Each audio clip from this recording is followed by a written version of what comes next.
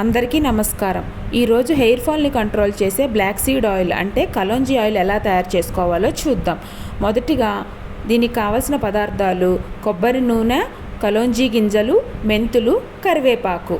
కొబ్బరి నూనె 200 ml నేను తీసుకున్నాను. కలోంజీ గింజలు 3 టేబుల్ స్పూన్స్, మెంతులు 2 టేబుల్ స్పూన్స్, కరివేపాకు 3 రెమ్మలు తీసుకున్నాను. గానుగ నూనె అయితే ఇంకా మంచిది. మొదటిగా కలోంజీ గింజలను ఫైన్ పౌడర్ చేసుకొని తర్వాత మెంతులను కూడా విడిగా ఫైన్ పౌడర్ చేసి పక్కన పెట్టుకోండి. ఇలా పౌడర్స్ని విడివిడిగా చేసి పెట్టుకున్న తర్వాత ఇనుప కడాయి తీసుకొని కొబ్బరి నూనె వేసి స్టవ్ ఆన్ చేయండి. సిమ్లోనే వేడి చేయాలి. కొబ్బరి నూనె అనేది చాలా లైట్గా ఉంటుంది కాబట్టి హై ఫ్లేమ్లో పెట్టినప్పుడు అది మాడిపోతుంది. సిమ్లో ఉంచి కొబ్బరి నూనెను కాయాలి. ఒక 2 minutes కొబ్బరి నూనె వేడయ్యాక కలోంజీ పౌడర్ని యాడ్ చేయండి. యాడ్ చేసినప్పుడు మనకి నురగలుగా వస్తుంది. మనము గరిట పెట్టి చిన్నగా తిప్పుతూ ఉండాలి.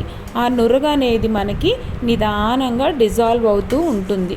గరిటెను తిప్పుతూ ఉండాలి. మనము స్టవ్ సిమ్లోనే ఉంచి తిప్పుతూ ఉండాలి. మనము గరిటె పెట్టి తిప్పకుండా ఉన్నప్పుడు అడుగునకు వెళ్ళిపోయి అంతా మాడిపోతూ ఉంటుంది.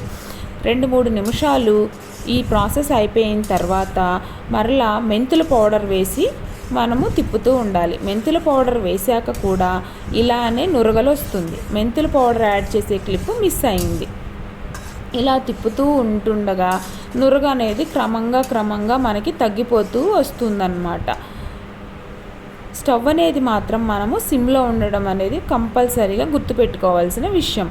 ఇది ఇలా అయిపోయిన తర్వాత ఆల్మోస్ట్ నురగంతా డిజాల్వ్ అయిపోయిన తర్వాత మనము ఇప్పుడు కరివేపాకుని యాడ్ చేసుకుందాం.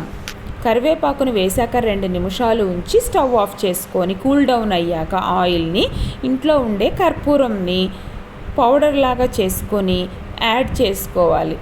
ఇది డాండ్రఫ్ లేకుండా నిర్మూలిస్తుంది. తర్వాత దీన్ని గాజు బాటిల్లో కానీ ప్లాస్టిక్ బాటిల్లో కానీ స్టోర్ చేసుకొని యూజ్ చేసుకోవాలి.